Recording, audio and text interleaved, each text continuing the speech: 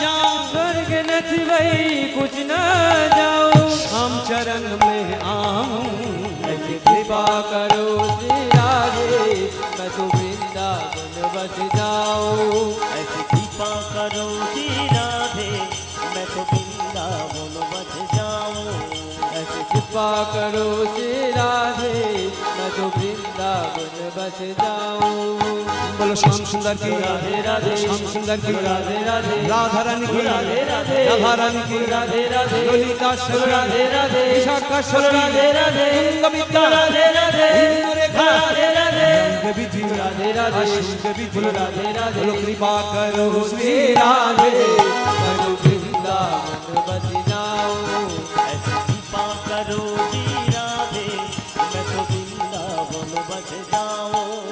बोलो राम कुंड की राधे राधे, ओ श्याम कुंड की राधे राधे, राधा कुंड की राधे राधे, राधा कुंड की राधे राधे, गिरी गोवर्धन राधे राधे, वंशी भट्ट में राधे राधे, सूर्य घाट में राधे राधे, सर्व राधे राधे, हंसी गंगा राधे राधे, हंसी गंगा राधे राधे, और गिरी गोवर्धन राधे राधे, कृपा करो श्री राधे, मैं तो वृंदावन बस निदाई गौर हरि हरि हरि बोल ध्वनि राधे, मैं तो वृंदावन बस जाऊं। मैं तो वृंदावन बस जाऊं। मैं तो वृंदावन बस जाऊं। मैं तो वृंदावन बस जाऊं। मैं तो वृंदावन बस जाऊं। এই দুই স্বামী স্ত্রী রাধারানীর ভজন করার কারণ আছে। রাধারানীর ভজন আপনারা যারা বৃন্দাবনে গিয়েছেন প্রত্যেকের অভিজ্ঞতা আছে, আর যারা যাবেন অভিজ্ঞতাটা হয়ে যাবে। যদি একটা বই দোকানে যান, বই কিনবেন, রাধে রাধে, বইটার দাম কত গো বাবু? এক কাপ চা খেতে যান, একটা টি স্টলে ঢুকবেন, রাধে রাধে, এক কাপ চা দিন না। আপনি অন্ন নিতে যান, একটা হোটেলে ঢুকুন, রাধে রাধে, অন্ন পাওয়া যাবে? এই রাধা রাধা কথাটা বলতে হবে, কারণ ভগবান কৃষ্ণ নিজেই রাধা রানীর চরণে দাসপদ লিখে দিয়েছিল। হ্যাঁ, যারা রাধা রানীর কৃপা পাবে তারা অনায়াসে আমার কৃপা পাবে।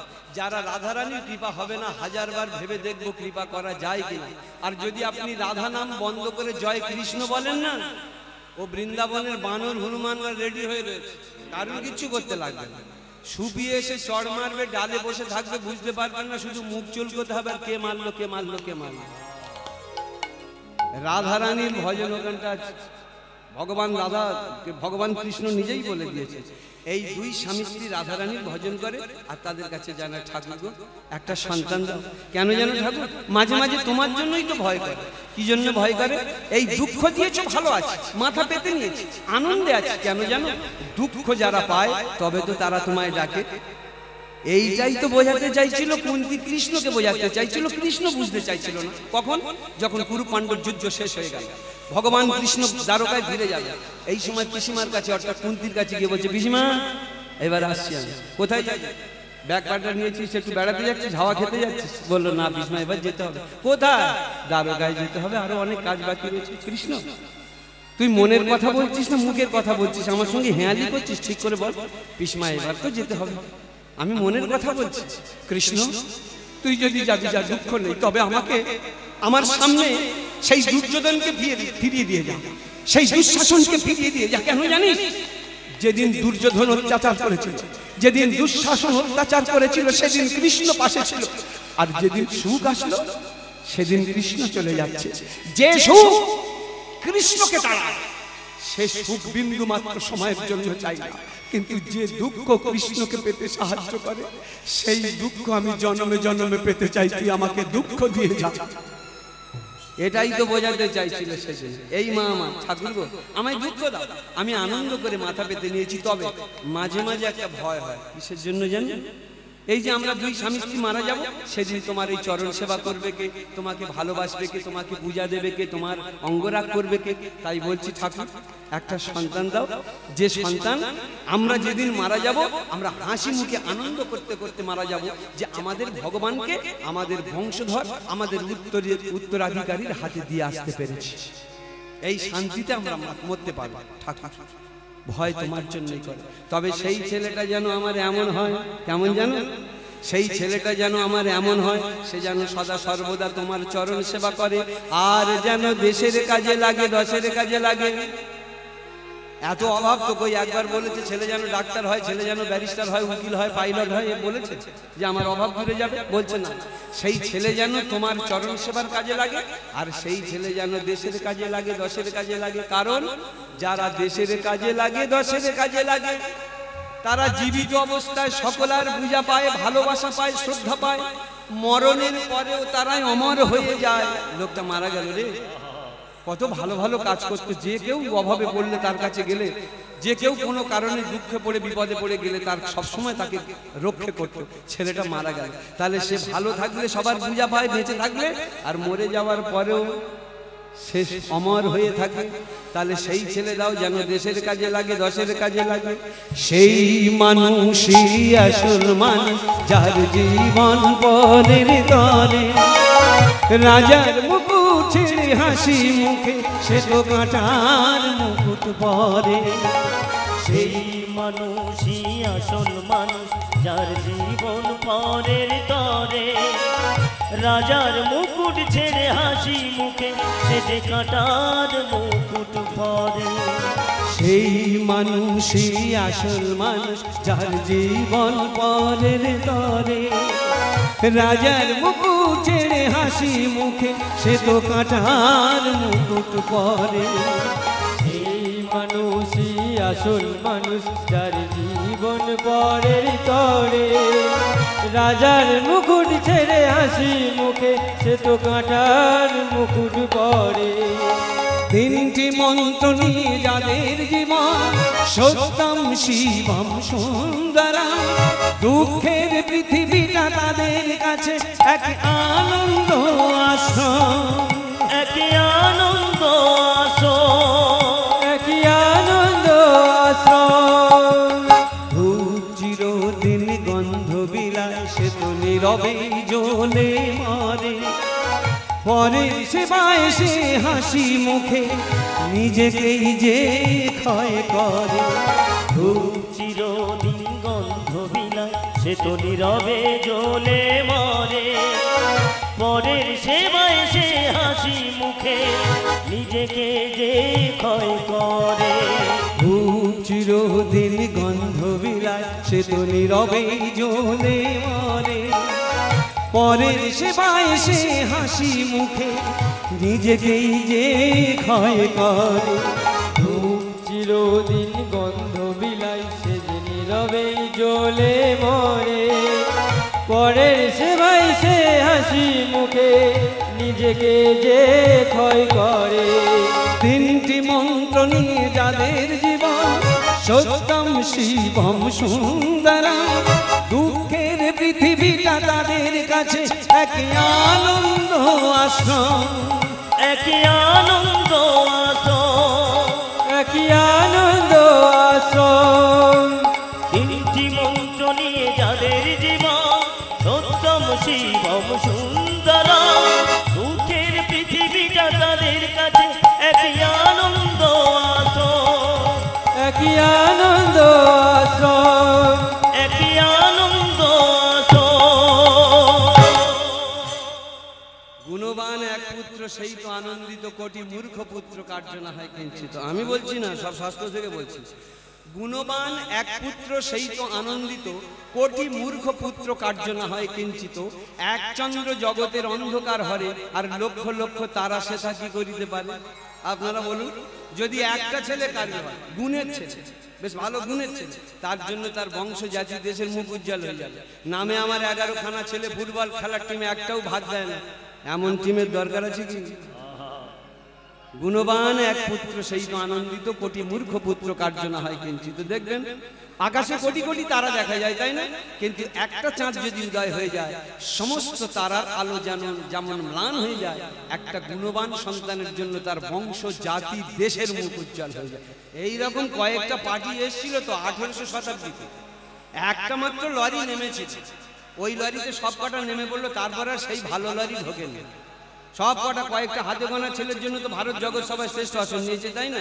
এই যে সুভাষ বোস, রবীন্দ্রনাথ ঠাকুর, বঙ্কিমচন্দ্র চট্টোপাধ্যায়, শরৎচন্দ্র চট্টোপাধ্যায়, ক্ষুদিরাম বোস, আমার রামকৃষ্ণ বিবেকানন্দ, ওই এক লরিতেই সব নেমে পড়লো, বাদ বাকি আর পরে লরি ঢুকলো না। হ্যাঁ, তাহলে ব্যাপারটা কি বলতে বুঝতে পারছেন? এই কটা ছেলের জন্য আমার ভারত জগৎ সভায় শ্রেষ্ঠ আসন নিয়েছে, তাই না?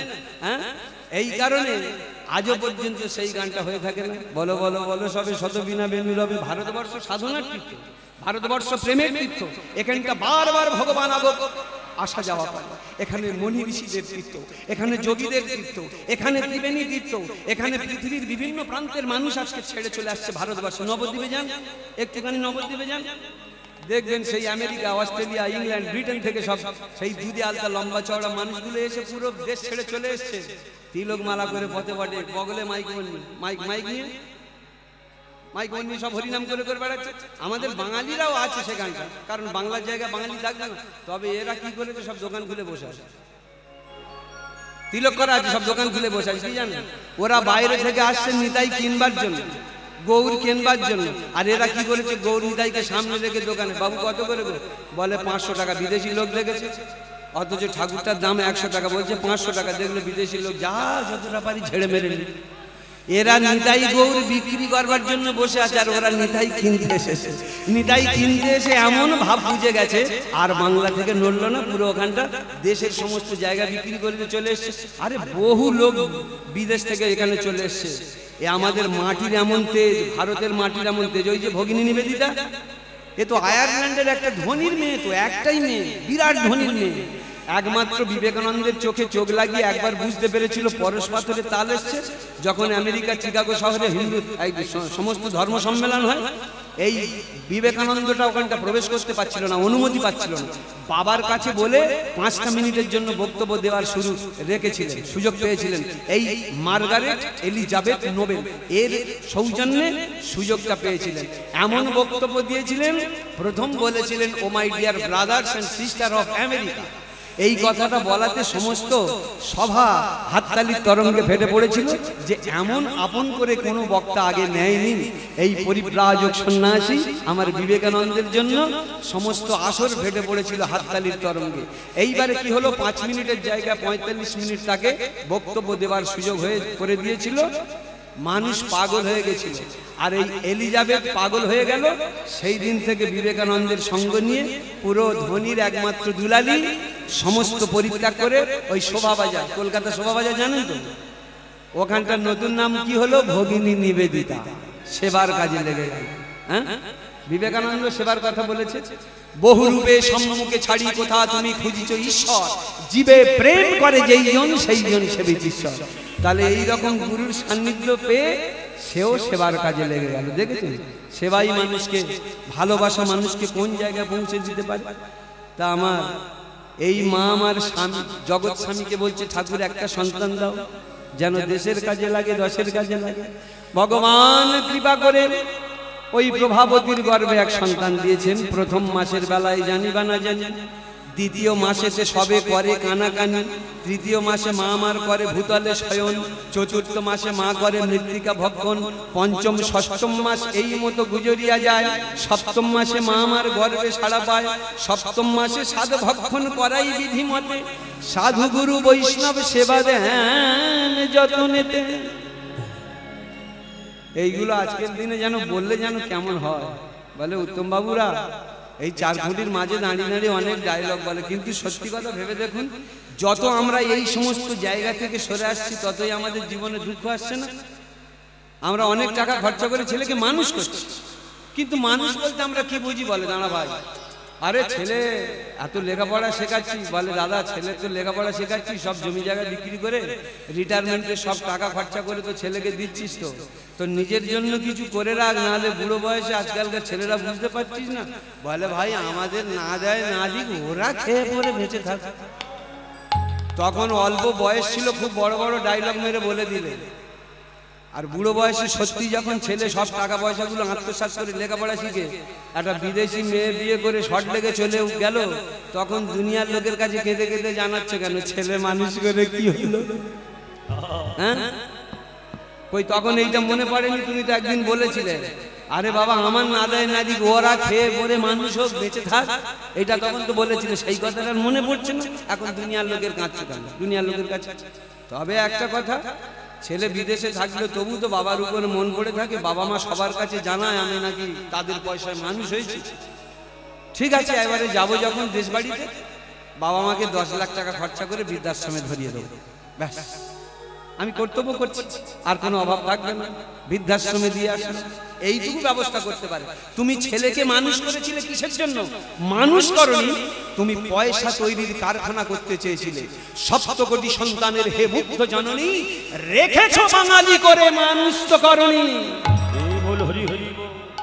মানুষ করনি, তুমি পয়সা তৈরির কারখানা করতে গেছে।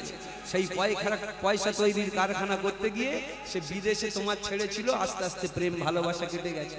তাই বাবা মাকে বড় জোর একটা বৃদ্ধাশ্রমে বসিয়ে রাখতে পারে, সেদিন ওই অন্যান্য বৃদ্ধাদের সঙ্গে বসে বসে আর আলোচনা করতে হবে।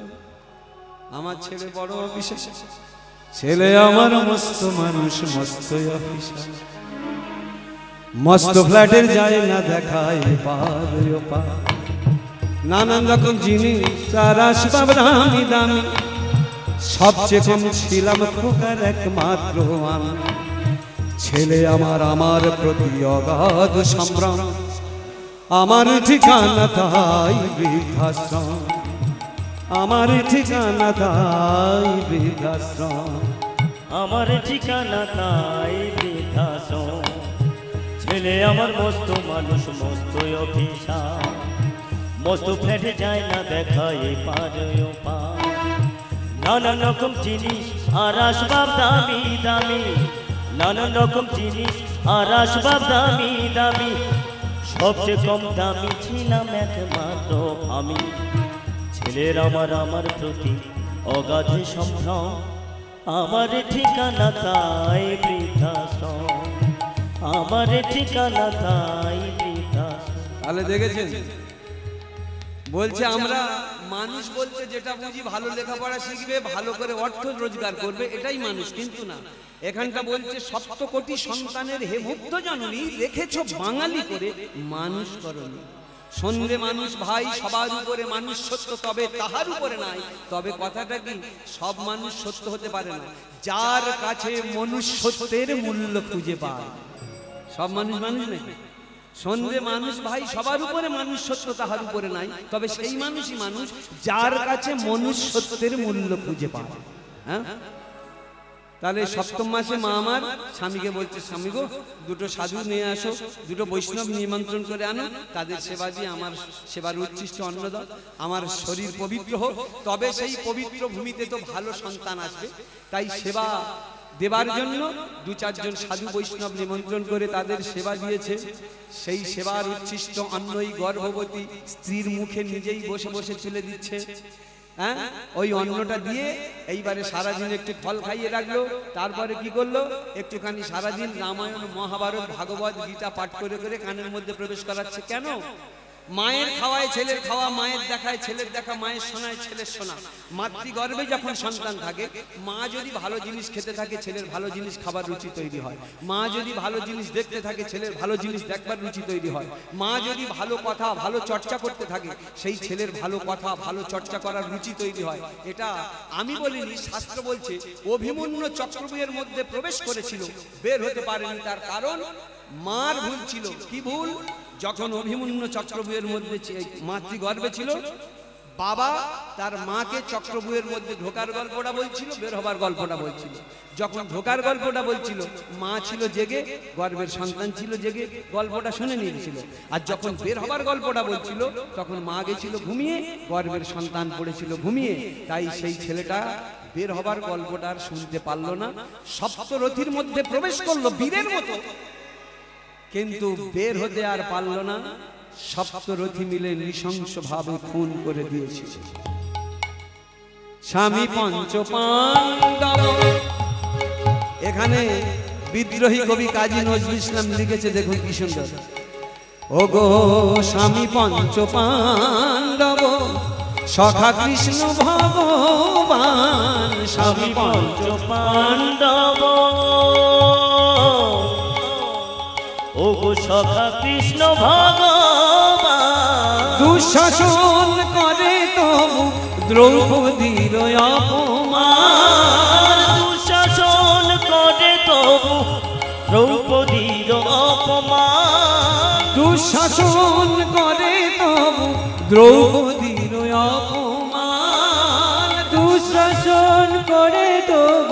দ্রৌপদীর অপমান, পুত্র তার হলো হত, পুত্র তার হলো হত, পুত্র তার হলো হত, পুত্র তার হলো হত। যদুপতি যার সহায় কাহার সমান নাহি যায়, চিরদিন কাহার সমান নাহি যায়। আর আজ যে রাজা ধীরাজ, আজ যে রাজা ধীরাজ, আজ যে রাজা ধীরাজ, फल से भीखा मेंगे खाए काहार समान নাহি যায়, চিরদিন কাহারো সমান নাহি যায়, কাহারো সমান নাহি যায়, কাহারো সমান নাহি যায়। দেখেছেন বলছে মা যদি এই সময় এই কটা মাস মা যদি ঠিক থাকে তবে তার গর্ভে সন্তান পালিত হচ্ছে। এই কারণে দেখেন না শাস্ত্র বলছে, তো আপনারা একটু ভালো করে খেয়াল করবেন, ওর ভিতরে ঢোকবার চেষ্টা করবেন, দেখবেন বলছে পিতা স্বর্গ পিতা ধর্ম জননী জন্মভূমিষ্য স্বর্গা দোপি, দোপি মানে কি থেকে, দোপি মানে থেকে, তাহলে পিতা কোন পর্যন্ত আটকে গেল, জননী, পিতা স্বর্গ পিতা ধর্ম স্বর্গ পর্যন্ত আটকে গেল, আর জননী জন্মভূমি স্বর্গা দোপি, স্বর্গের থেকেও জননী বড়। তাহলে কেন বড়? পিতা হচ্ছে বীজ, বীজ স্বরূপ, আর নারী হচ্ছে ক্ষেত্র। পিতা একদিনের জন্য বীজ রোপণ করে দিয়ে তার ছবি, কিন্তু নারী ক্ষেত্র 10 মাস 10 দিন ধরে সেই বীজটাকে তিলে তিলে আস্তে আস্তে করে বড় করতে হয়। তার জন্য অনেক মা জীবনেও মারা গেছে সন্তানকে পৃথিবীর বুকে আলো দেখাতে গিয়ে। এই কারণে জননী স্বর্গের থেকেও বড়, আর পিতা ওই পর্যন্ত আটকে গেল। ভক্তমণ্ডলী মায়েরা খুব কষ্টের কথা, গত জ্যৈষ্ঠ মাসে, গত জ্যৈষ্ঠ মাসে 15 তারিখে আমার সেই বড় আশ্রয়টা বটগাছটা চলে গেছে, হারিয়ে ফেলেছে। রাত 2-2:30টার সময় যদি বাড়ির উঠোনে পা দিই, খোকা এসছিস? উত্তম, বাড়ি ফিরেছিস? আমি বলি হ্যাঁ মা বাড়ি এসছি। তুমি ঘুমা? বলে তুই 10 দিন বাইরে আছিস, আমি কি করে ঘুমাবো? হ্যাঁ পাগলা, এইগুলো বলতো। ছুটে এসে পেটে হাত বুলোতো, আরে বাবুরা ভালো খাওয়া দিয়েছিল নাকি সেই কুমড়োর মলম আর ডাল? আমি বলি মা এটা আমার 4 মাস চলবে, তোমার ছেলের কোনো অসুবিধা হচ্ছে না, তুমি হয়তো ভাঙছো কেন? ছুটে এসে পিঠে হাত বুলিয়ে দিত, বাবুরা মশারি টুশারি দিয়েছিল নাকি, মশা কামড়েছে কেন, এইগুলো খোঁজ খবর নিত। সেই বটগাছটা আমার চলে গেল। প্রত্যেকের বাড়িতে বাবা মা যখন থাকে না, বটগাছের ছায়া ধরে রাখে, তো ছেলেগুলো বুঝতে পারে না রৌদ্রের কত তাপ। যেদিনে এই বটগাছগুলো চলে যাবে সেই দিনে বুঝতে পারবে যে তেজ কাকে বলে, রোদের তেজ। পুরো রোদটা যখন পিঠে এসে পড়বে, থাকতে চিনি না আমরা। হ্যাঁ, বাবাটা বেঁচে আছে, এখন শরীরটা একটু বড় ভগ্ন দশা হয়েছে। ভাইদের একটু বলি, দেখ ভাই, বাবা বয়স হয়ে গেছে, ভুলভাল যদি একটু একটু করে, মা মারা গেছে তো মা বাবা ঠিক নেই, মানিয়ে নিস। বৃদ্ধ বয়সে যেন আর কষ্ট পায় না, তোদের কাছে একটা কথার কষ্ট পায় না। যতটা বোঝাবার বোঝাই, কি করবো বাবু বলুন, 5 জনা নিয়ে সংসার, কারণ এইটা গেলে তো সব শেষ হয়ে যাবে। মা তো চলে গেছে। পিতা স্বর্গ পিতা ধর্ম পিতা জগতের আলো, তার সে চোখ দিয়ে দেখেছি মন্দ ভালো, দেখেছি মন্দ ভালো। পিতা স্বর্গ পিতা ধর্ম পিতা জগতের আলো, তার সে চোখ দিয়ে দেখেছি মন্দ ভালো, দেখেছি মন্দ ভালো। পিতা স্বর্গ পিতা ধর্ম পিতা জগতের আলো, তার সে চোখ দিয়ে দেখেছি মন্দ ভালো, দেখেছি মন্দ ভালো। পিতা স্বর্গ পিতা ধর্ম পিতা জগতের আলো, তার সে চোখ দিয়ে দেখেছি মন্দ ভালো, দেখেছি মন্দ ভালো। পিতা স্বর্গ পিতা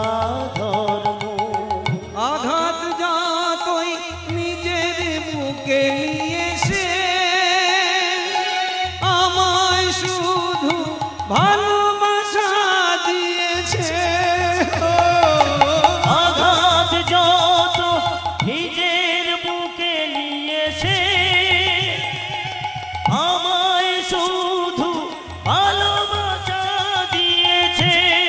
ও আঘাত যতই নিজের বুকে নিয়েছে, আমায় শুধু ভালোবাসা দিয়েছে। তারি কামনা তারি প্রেরণায় জগৎ সুন্দর হলো। পিতা স্বর্গ পিতা ধর্ম পিতা জগতের আলো। তার সে চোখ দিয়ে দেখেছি মন্দ ভালো, দেখেছি মন্দ ভালো। পিতা স্বর্গ পিতা ধর্ম পিতা জগতের আলো। আর সে চোখ দিয়ে দেখেছি মন্দ ভালো। ও দেখেছি মন্দ ভালো। পিতা স্বর্গ পিতা ধর্ম। বট গাছের ছায়ার মতো হয়ে আছে।